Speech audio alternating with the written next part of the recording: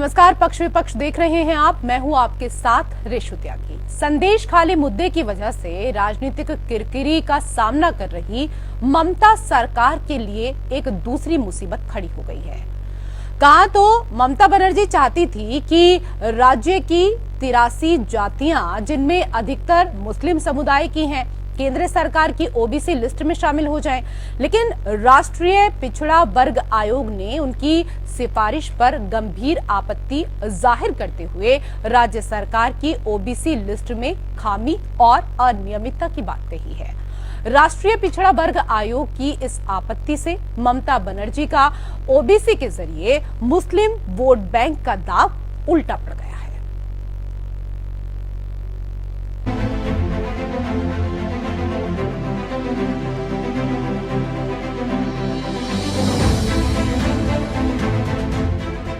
लोकसभा चुनाव से पहले ममता बनर्जी के खाते में एक के बाद एक परेशानी आती जा रही है।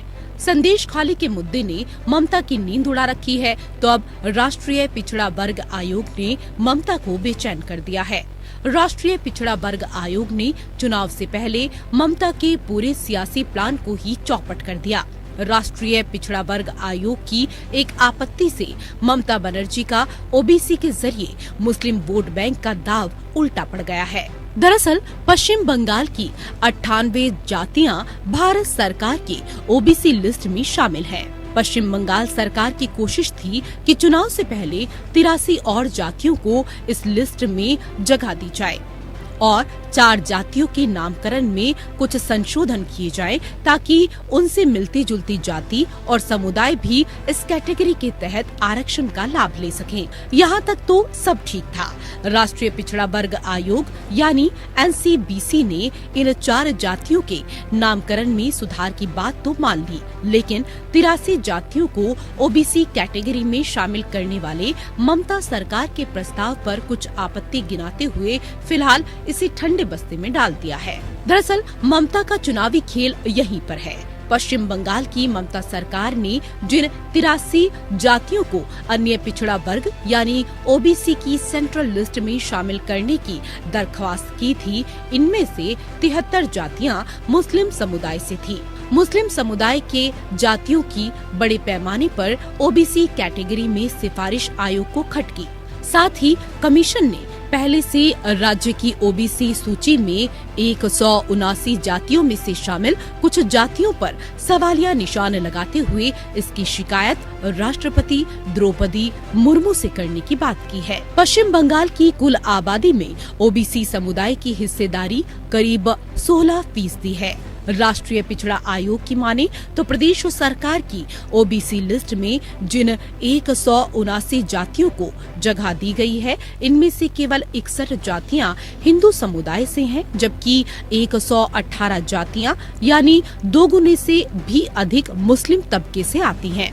ऐसे में एनसीबीसी राज्य सूची में भी शामिल की जाने वाली जातियों को आयोग परख सकता है कि वो उस कैटेगरी में शामिल होने के मानदंड पूरे करते भी हैं या नहीं। दरअसल सुप्रीम कोर्ट बहुत पहले अपने फैसले में सामाजिक और शैक्षणिक पिछड़ेपन को आंकने का क्राइटेरिया साफ कर चुका है। राष्ट्रीय पिछड़ा वर्ग आयोग का कहना है कि उसी के आधार पर किसी जाति को केंद्र सरकार की ओबीसी लिस्ट में शामिल किया जा सकता है। कमीशन की दलील है कि राज्य सरकार चूंकि अपनी सिफारिश को सपोर्ट करने वाला कोई डेटा नहीं दे पाई है, आयोग को मजबूरन इस सिफारिश को ठुकराना पड़ेगा। जाहिर है आयोग की आपत्ति ने ममता की चुनावी रणनीति पर संकट खड़ा कर दिया है। चुनाव से पहले मुस्लिम मतदाताओं को लुभाने के लिए ममता ने जो दाव चला था, उसे राष्ट्रीय पिछड़ा वर्ग आयोग ने उलट दिया है। ऐसे में देखना दिलचस्प होगा कि ममता की आगे की रणनीति क्या होगी। Bureau report, APN. तो एनसीबीसी ने ममता बनर्जी का पूरा प्लान जो है वो चौपट कर दिया है और इसी को लेकर करेंगे हम चर्चा। 2 विशेष अतिथि पैनल में हमारे साथ जुड़ चुके हैं। सबसे पहले उनका परिचय आपके साथ करा देते हैं। हमारे साथ टीएमसी के प्रवक्ता सुमित मेहरोत्रा जी जुड़ गए हैं। स्वागत है सुमित जी आपका। और हमारे साथ बीजेपी के प्रवक्ता आशुतोष झा भी जुड़ चुके हैं। आपका भी बहुत स्वागत आशुतोष जी। पिछड़े वर्ग की राजनीति में भी ममता मुस्लिम तुष्टीकरण की राजनीति कर रही हैं। आयोग ने तो अपनी आपत्तियां लगा ही दी हैं। आपकी क्या कुछ प्रतिक्रिया? नमस्कार। देखिए, वर्तमान में पश्चिम बंगाल में जो सरकार चल रही है ममता बनर्जी के नेतृत्व में, उस सरकार की कई सारी कर्तव्य होते हैं। एक तो ठीक है कि आप राजनीति कर रहे हैं, लेकिन राजनीति के साथ साथ आपका प्रशासन के ऊपर भी बहुत महत्वपूर्ण दायित्व रहता है। लेकिन बड़े दुर्भाग्य के साथ यह कहना पड़ता है कि वर्तमान सरकार हर किसी चीज को केवल और केवल राजनीति, और राजनीति में भी सकारात्मक राजनीति नहीं, वोट बैंक की राजनीति की दृष्टि से देखती है। तो अब सोचिए कितनी विवादास्पद ये अपने आप में चीज है कि 83 ओबीसी जातियों को इसमें शामिल करने के लिए उन्होंने अप्लाई किया, और उसमें 73 जातियां मुस्लिम की है। मतलब इतना अधिक पिछड़ा है। मान लें कि सिर्फ मुस्लिम समुदाय पिछड़ा हुआ और बाकी सब समुदाय आगे हुए हैं, और मुस्लिम समुदाय को तो माइनॉरिटी का भी आरक्षण यहाँ पर मिल रहा है पश्चिम बंगाल में। यद्यपि बहुत सारे जिलों में इनके घुसपैठ की वजह से और इनके तुष्टीकरण की वजह से मुर्शिदाबाद, बहरमपुर जैसे बहुत सारे जिला में आज हिंदू अल्पसंख्यक हो गए, मुस्लिम बहुसंख्यक है। वो बात की बात है, वो विवाद की बात है, डिबेट की बात है। लेकिन वर्तमान जो परिस्थितियां है उसमें इतना नीचे गिर जाएगी हमारी सरकार, वर्तमान पश्चिम बंगाल की सरकार, और तुष्टीकरण के पुराने सभी रिकॉर्ड को तोड़ते हुए एक ऐसा विवादास्पद कार्य करने की ओर कदम बढ़ाएगी। ये अपने आप में पश्चिम बंगाल के निवासी होने के नाते शर्मनाक करने वाली बात है। और जो आपने जो आरोप लगाए हैं, मैं इस पर जरा जवाब ले लेती हूँ। सुमित मेहरोत्रा जी, आशुतोष झा को आपने सुना, वो कह रहे हैं कि समय ये हो गया है कि हिंदू अल्पसंख्यक हो गए हैं और मुस्लिम बहुसंख्यक हो गए हैं। इस सवाल पर तो आप जवाब दीजिएगा ही। इसके साथ ही आप ये बताइए कि आपकी सरकार ने राज्य में जिन 179 जातियों को ओबीसी के तहत सूचीबद्ध किया है, उनमें से 118 मुस्लिम हैं। आप पर जो आरोप लगते रहे हैं मुस्लिम तुष्टीकरण के, उसे तो आप स्वयं ही सही साबित कर रहे हैं सर। रेशु जी, देखिए, ये भाजपा वो भाजपा है अब आज की पार्टी नहीं रह गई जो पहले थी पार्टी।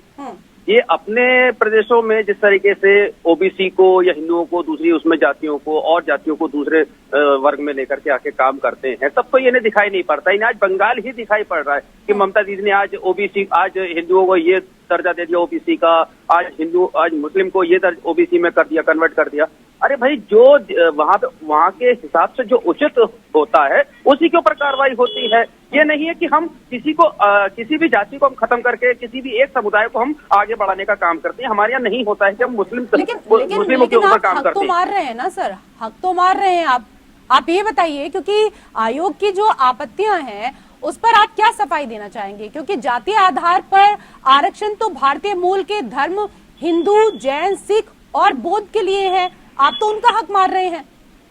देखिए रेशु जी, किसी का हक नहीं मारा जा रहा है, किसी को नुकसान नहीं पहुंचाया जाएगा। ये मैं बिल्कुल अच्छे उस पर कहना चाहता हूँ आपसे। सारी जनता भी देख रही, सारी जनता सुन रही है। पर ये भाजपा बताए ना कि आज इन्होंने उत्तर प्रदेश में आपके बिहार के नहीं सर, ठीक है, उत्तर प्रदेश नहीं, जो अभी जिस मुद्दे पर हैं प्लीज आप उसी पर बात करिए। मुद्दे को, डिबेट को घुमाइए मत। जिस विषय पर है उसी पर जवाब दीजिए और ईमानदारी से जवाब दीजिएगा। सर ये बताइए कि, ठीक है सर, ईमानदारी से बताइए, आयोग के मुताबिक आपकी सरकार जिन जातियों को ओबीसी की सेंट्रल लिस्ट में शामिल करना चाहती है, उन जातियों के सामाजिक और शैक्षणिक पिछड़ेपन से जुड़ी जानकारी, खासकर पिछड़ेपन के पैमाने से संबंधित ताजा आंकड़े पेश करने में नाकाम रही है। सर, मांग लॉजिकल होनी चाहिए या सिर्फ राजनीतिक? ये कहते हैं कि भाजपा, तृणमूल कांग्रेस, ममता दीदी की पार्टी केवल एक जाति को फायदा पहुंचाने के लिए काम कर रही है बंगाल में। यही तो इनका आरोप है भाजपा का। पर ऐसा नहीं है। कहीं आपको लगता है क्या कि हम एक ही समुदाय को बढ़ाने का काम करते हैं? क्या मुझे बताइए, 3 बार की सीएम है, 3 बार क्या वहाँ पे हमारे को चाहे अल्पसंख्यक हुआ, चाहे हिंदू वोटर्स हुआ, सभी का साथ मिला हमें। तीसरी बार तभी माननीय ममता दीदी सीएम बन पाई। मुझे आप बताइए, ये कहते हैं हिंदुओं के संग में जाति हो रही है। कहाँ जाति हो रही है? कहाँ जाति हो रही है? जहाँ पे माननीय सीएम जब गए अपने योगी जी प्रचार करते हैं, वहाँ के जाके सारी सीटें हर जाती हैं। हिंदू, देखिए वहाँ पे भी जो हिंदू है, बंगाली जो हिंदू है या जो भी चीजें अपनी है, वो मानता है दीदी को। आज बंगाल के अंदर ये स्थिति पैदा कर दी है भाजपा ने, वहाँ के लोगों के लिए सिरदर्द बन गए हैं। कभी दंगे, कभी कुछ। अरे भाई, कुछ इससे ऊपर उठ करके आप बात करिए। वहाँ पे अगर आपके सांसद 18 सांसद हैं, 72 आपके विधायक हैं, लोगों की लोगों की समस्या के ऊपर काम करिए, अच्छी चीजें लेकर के आके काम करिए कि ममता दीदी के संग में हम लोग काम करेंगे, सरकार के संग में हम काम करेंगे, तो यह बड़ा अच्छा लगता है। पर आप हर चीज के अंदर विरोध करना चालू कर देते हैं वहाँ पे। अभी मुझे आप बताइए, एक संदेश खाली का मुद्दा था आपके चैनल पे। ये तो पूरा मामला एनसीबीसी से जुड़ा हुआ है ना सर। इसमें बीजेपी को आप कहाँ से जोड़ रहे हैं? वो कह रहे हैं कि राष्ट्रपति से अब ममता की शिकायत करेंगे। आप लोगों ने जो पूरा प्लान बनाया था वो पूरा प्लान चौपट हो गया। मैं आऊंगी आपके पास वापस से। आशुतोष झा कुछ कहना चाह रहे हैं। आशुतोष जी, सुमित जी की बातों का तो आप जवाब दीजिएगा ही, लेकिन ये बताइए सर, क्योंकि पिछले साल नवंबर महीने में पश्चिम बंगाल सरकार के इस प्रस्ताव पर सुनवाई के लिए एनसीबीसी एक बैठक करने वाली थी। इस बैठक से पहले आयोग ने सिफारिश की कि 87 जातियों के बारे में राज्य सरकार से कुछ जानकारी मांगी। कमीशन ने राज्य सरकार से पूछा कि पिछले 3 साल में इन 87 जातियों को राज्य सरकार के शैक्षणिक संस्थानों में कितनी स्कॉलरशिप दी गई है। आयोग ने उन वजीफों का जातिवार डेटा भी मांगा। कमीशन का आरोप है कि इन जातियों के पिछड़ेपन को लेकर राज्य सरकार ने ठोस और पर्याप्त डेटा नहीं दिया है।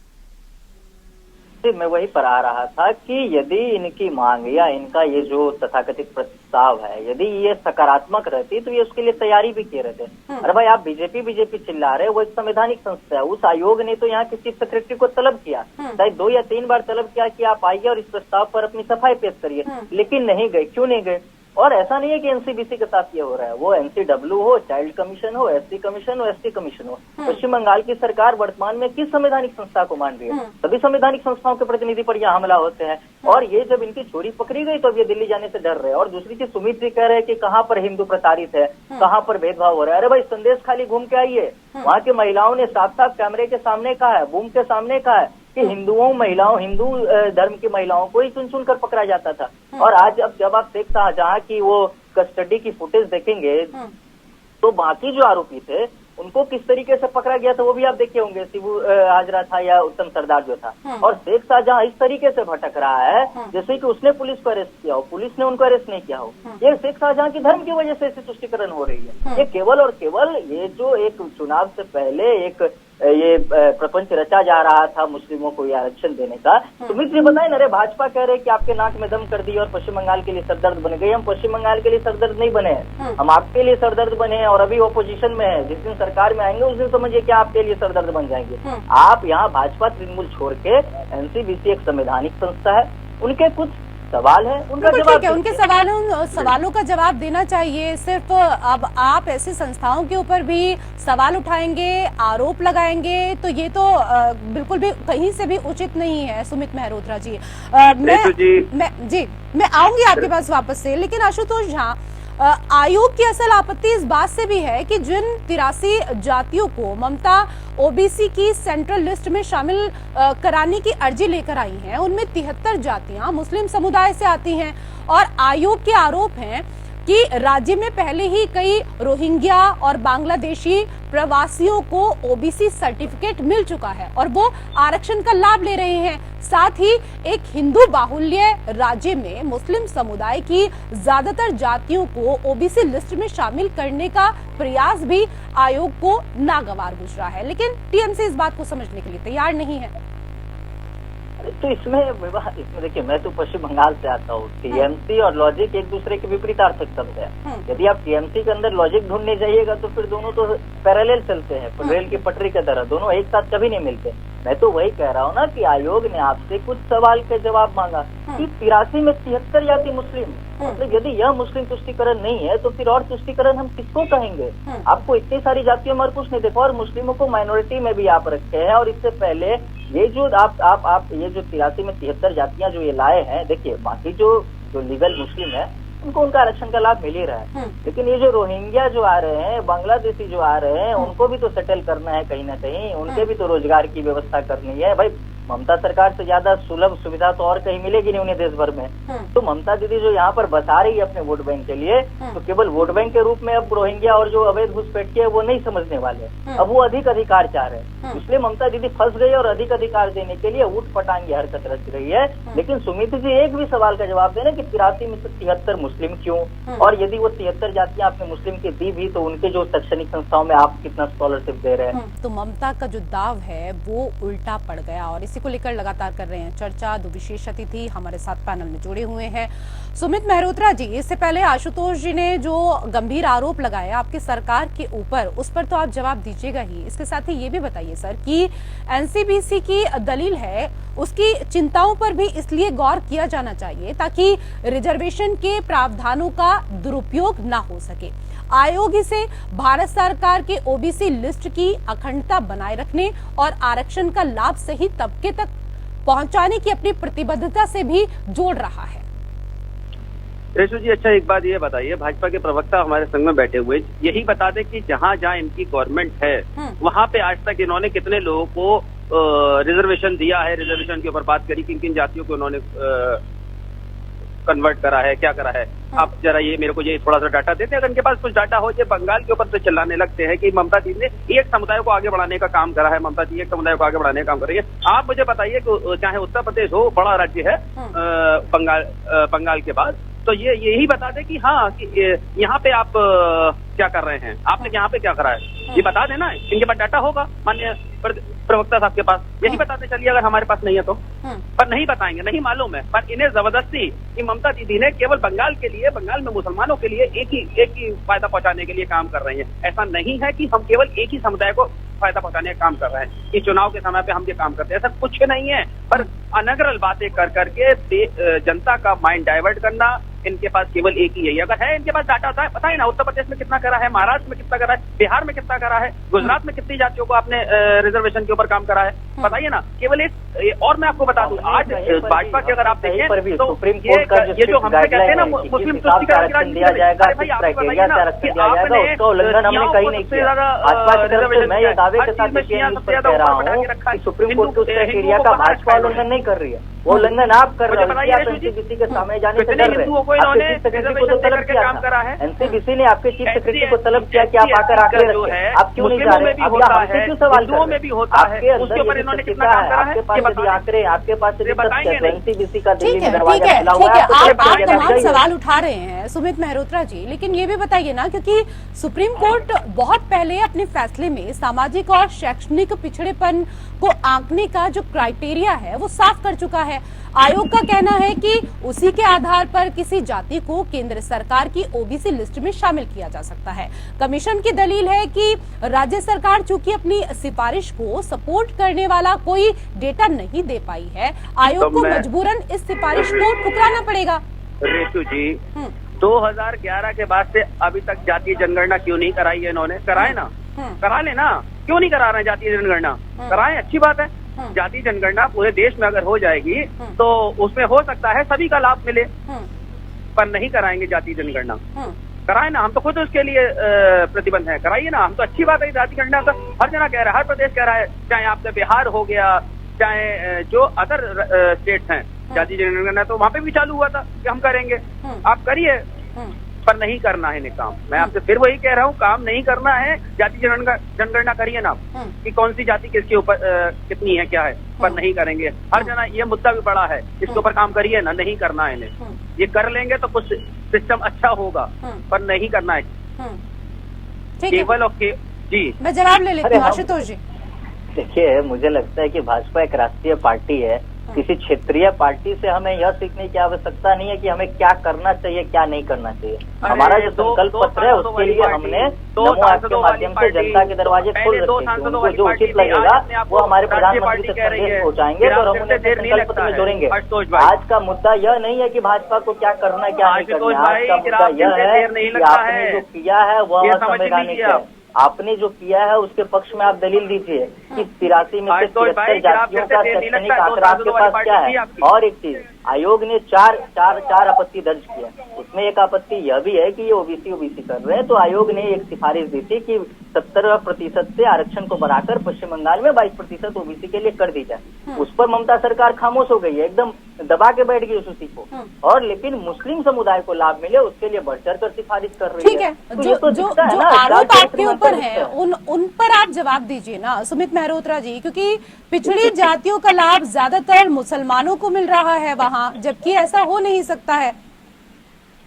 रेशु जी, देखिए, मैंने आपसे फिर कहा, केवल एक ही टॉपिक इन्होंने पकड़ लिया है। जाति जनगणना का कब कराएंगे आप बताइए महाराज, प्रवक्ता जी? आपकी पार्टी कब कराएगी? अरे माननीय आप प्रधानमंत्री जी आपसे जातीय जो जनगणना क्यों नहीं करा रहे? सवाल सुनिए ना, जवाब दीजिए ना। चलिए सुनिए भाजपा सुनिए को सुनिए, हटा अरे दीजिए। आप एक बात बताइए ना, आप बीजेपी मुझे पर लगातार आरोप लगा रहे हैं, ठीक है, लेकिन ये पूरा मामला बीजेपी से कहीं जुड़ा ही नहीं है। ये तो पूरा मामला एनसीबीसी से जुड़ा हुआ है। वो कह रहे हैं कि हम राष्ट्रपति से मिलेंगे, उसके बाद ममता बनर्जी की शिकायत करेंगे। केंद्र में किसकी सरकार है? केंद्र में किसकी सरकार है 2014 से? आयोग किसका है?